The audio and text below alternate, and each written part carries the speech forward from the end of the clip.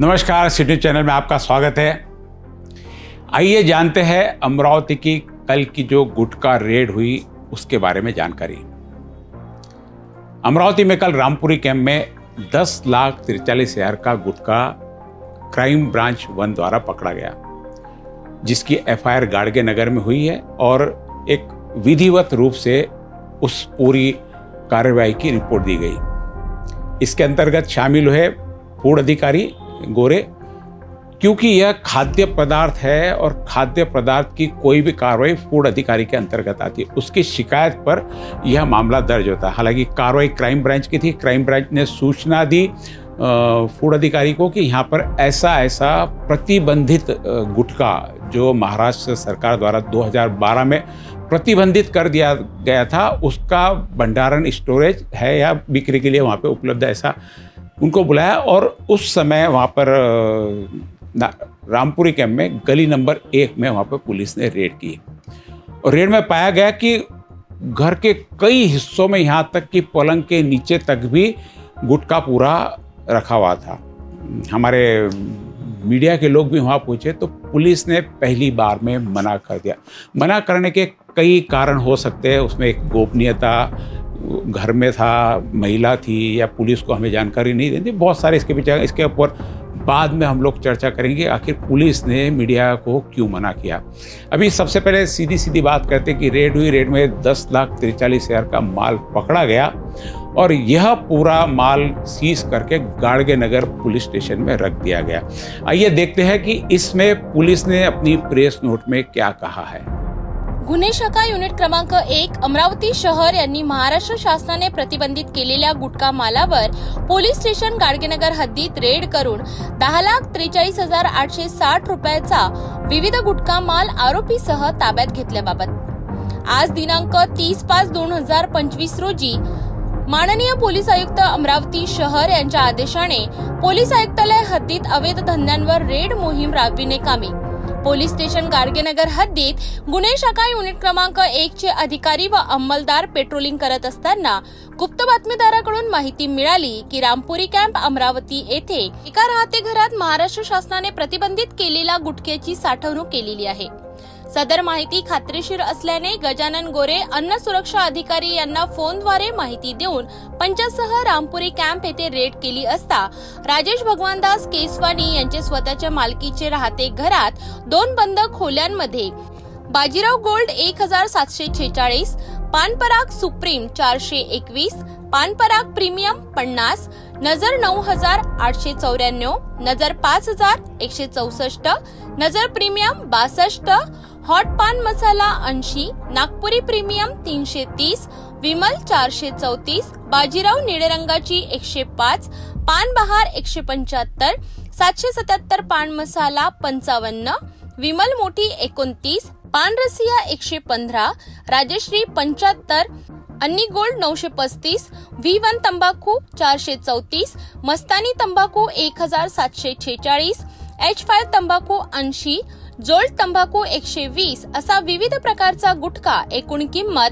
10,43,860 रुपयाचा शासनाने प्रतिबंधित केलेला मुद्देमाल आरोपी नामे 1 राजेश भगवानदास केसवानी वयवर्ष 50 वर्षे राहणार रामपुरी कॅम्प अमरावती यांच्याकडे मिळून आल्याने सदर मालाबाबत त्यांच्याकडे विचारणा केली असता सदरचा माल विक्रीकरिता आणल्याचे सांगितल्याने फिर्यादी नामे गजानन गोरे अन्न सुरक्षा अधिकारी यांचे फिर्यादीवरून आरोपीवर पोलीस स्टेशन गाडगेनगर येथे गुन्हे दाखल करण्याची प्रक्रिया सुरू आहे। सदरची कार्यवाही पोलीस आयुक्त अरविंद चावरिया, पोलीस उपायुक्त मुख्यालय कल्पना बारवकर, पोलीस उपायुक्त सागर पाटील, परिमंडल 1, सहाय्यक पोलीस आयुक्त गुन्हे विभाग, सहाय्यक पोलीस आयुक्त गाडगेनगर विभाग अरुण पाटील यांच्या मार्गदर्शनाखाली वरिष्ठ पोलीस निरीक्षक गोरखनाथ जाधव, सहाय्यक पोलीस निरीक्षक मनोज वाकोडे, गुन्हे शाखा युनिट क्रमांक 1, सहाय्यक पोलीस निरीक्षक योगेश इंगडे, ATB, पोलीस उपनिरीक्षक प्रकाश झोपाटे, पोलीस हवालदार सतीश देशमुख, पोलीस हवालदार Firoz Khan, police head constable Sachin Bahade, police head constable Alimuddin Khatim, महिला police head constable Madhuri Sable, नाईक पोलीस अंमलदार नजीमुद्दीन सय्यद, विकास गुर्धे, सचिन भोयर, पोलीस अंमलदार सूरज चव्हाण, निखिल गेडाम, चालक अशोक खंगार, किशोर खेंगडे, गुन्हे शाखा युनिट क्रमांक 1 तसेच गजानन गोरे, अन्न औषधी सुरक्षा अधिकारी, मयूर मोहोळ, विराज श्राप, अन्न व औषधी प्रशासन अमरावती यांनी केलेली आहे. पोलिसांकडून प्रेस नोट रिलीज होईपर्यंत सदरच्या गुन्ह्याची दाखल करण्याची प्रक्रिया सुरू होती.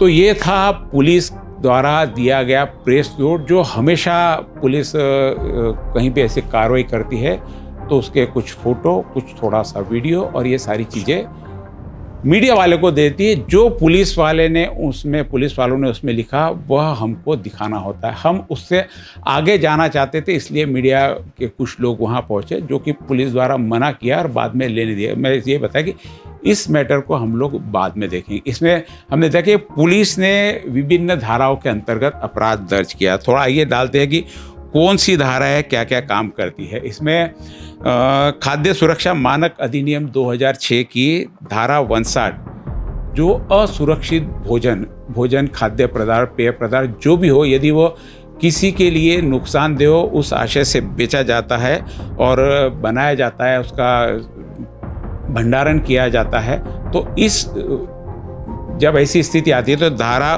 59 का यहाँ पर 59 के अंतर्गत अन्न सुरक्षा मानक खाद्य अधिनियम के अंतर्गत यह धारा लगाई जाती है. यदि इसमें अलग अलग प्रावधान दिए गए हैं कि चोट लगती है या ऐसे की मृत्यु, तो 7 साल से तो 10 साल तक की उम्र, 10 साल तक की सजा का इसमें प्रावधान है. ये पहली धारा है जो खाद्य सुरक्षा और मानक अधिनियम 2006 के अंतर्गत. उसके बाद में पुलिस ने इसमें लगाई है धारा 123, यानी अपराध करने के इरादे से जहर आदि के माध्यम से चोट पहुंचाने. ये सारे जो हमने डाटा जमा किए हैं बीएनएस के उस पे से लिए. बीएनएस में क्या लिखा गया है, कोई व्यक्ति चोट पहुंचाने के इरादे से किसी को अपराध करने या करने की सुविधाजनक बनाने, किसी व्यक्ति को कोई जहर या स्तब्ध करने वाली नशीली अस्वास्थ्यकर दवा या अन्य चीज़ देता है या दिलवाता है, जानते हुए कि यह संभावना कि चोट पहुंचाएगा, किसी एक अवधि के लिए कारावास से दंडित किया जा सकता है, जिसे 10 साल तक बढ़ाया जा सकता है और जुर्माने के लिए भी उत्तरदायी होगा. गुटखा जो बेचा जाता है, महाराष्ट्र सरकार ने इस पर पाबंदी लगाई, क्योंकि कई गुटखे से कैंसर होने की संभावना है. इसमें कई बार नशीले एडिक्ट बनाने के पदार्थ भी पाए गए. इस सारी चीज़ को देखते 2012 में महाराष्ट्र सरकार ने महाराष्ट्र में गुटखा बिक्री पर पाबंदी लगा ली. उसके बावजूद पूरे महाराष्ट्र में करीब 12,000 करोड़ का धंधा सालाना का इस गुटखे और सुगंधित पान मसाला का. उसके बाद में 223 बीएनएस की 223 धारा लगाई, जिसमें सार्वजनिक शांति और व्यवस्था अरेंजमेंट बनाने के महत्वपूर्ण भूमिका. यह धारा किसी लोक सेवक द्वारा जारी किए आदेश को ना मानने या अनदेखा करने से, लोक सेवक ये भी है और सरकार द्वारा भी जो अधिनियम बंदी का लाया, वहाँ पे भी उसका भी उल्लंघन किया गया और वहाँ पे हो सकता पुलिस को जाने से रोका हो, कुछ भी किया हो, तो उस संबंध में यह धारा यहाँ पर लगती है. यदि कोई व्यक्ति जानबूझकर उन आदेशों का पालन नहीं करता, यानी गुटखा बंदी का आदेश है उसकी अवहेलना हो रही है, उस पोजीशन में यह बीएनएस की धारा 223 लगती है. 274 इसके बाद में बीएनएस की 274 लगाई, जिसमें बिक्री के लिए इच्छित खाने पीने में मिलावट, यानी कोई इच्छा, क्योंकि यह जाके जबरदस्ती नहीं बेचा जाता, लोग खुद गुटखा खरीदते हैं, उसमें यदि खाने पीने के पदार्थ में किसी प्रकार की मिलावट हो, ताकि ऐसे वस्तु को खाने पीने से हानिकारक, क्योंकि महाराष्ट्र सरकार ने इस पर पाबंदी लगाई. ऐसी वस्तु के खाने को या पीने के रूप में बेचने का इरादा रखता है, ये जानते हो कि यह खाद्य पेय के रूप में बेचा जा सकती है, तो उसके लिए मात्र 6 महीने की सजा और 5,000 का जुर्माना. 275 बीएनएस की धारा 275 हानिकारक भोजन या पेय की बिक्री, जो कोई किसी ऐसी व्यक्ति को बेचता है या पेश करता है या बिक्री के लिए रखता है, ना वहाँ भंडारण भी करता है, जो हानिकारक हो गई या हानिकारक होने की संभावना या खाने पीने के अयोग्य स्थिति में है, यह जानते हुए विश्वास करने का कारण रखते हैं कि हानिकारक है भोजन और पेय के रूप में 6 महीने तक की कैद या 5,000 का जुर्माना. ये सारी चीज़ें, ये जो धाराएं अभी लिखी गई, इसमें बहुत सारी चीज़ों में जो हमेशा रूटीन में, जैसे आज तक हमने देखा है कि गुटखे और उस पर जो रेड होती है, इस प्रकार की धाराएं लगती है. और शाम को उस व्यक्ति को कई बार, क्योंकि जिसमें 6 महीने के प्रावधान है सजा के, वो क्योंकि 7 साल से सजा के जहाँ भी प्रावधान रहते, पुलिस स्टेशन से उसको जमानत मिल जाती. अब यह मैंने जो आपको पहला वीडियो अभी आज बनाया है, जिसमें प्राइमरी स्टेज में कि पुलिस ने क्या किया, क्या धाराएं लगे, उसका क्या प्रावधान है, ये है। चूँकि इसमें मैंने टाइटल दिया है कि गुटखा माफिया की ओर से 10,43,000 का पुलिस आयुक्त को गुटखे की रेड के रूप में नजराना। तो बहुत सारी केसेस ऐसी देखी है, नवनियुक्त पुलिस आई है, गांव में सब तरह क्राइम पे रेड हो रही है, उसमें एक गुटखा भी है जहां पर रेड करके 10,43,000 का क्राइम ब्रांच 1 की पुलिस ने वहाँ पे रेड की। गाड़गे नगर पुलिस में इसका गुनाह दर्ज हुआ। इसमें सम्मिलित हुए फूड अधिकारी और पूरी टीम क्राइम 1 की, और करीब काफ़ी समय तक यह कार्रवाई चली है। मीडिया को वहाँ पहले रोका गया, फिर मैं आने क्यों मीडिया जाना चाहता था, जो पुलिस द्वारा दिया गया क्या वही सच था।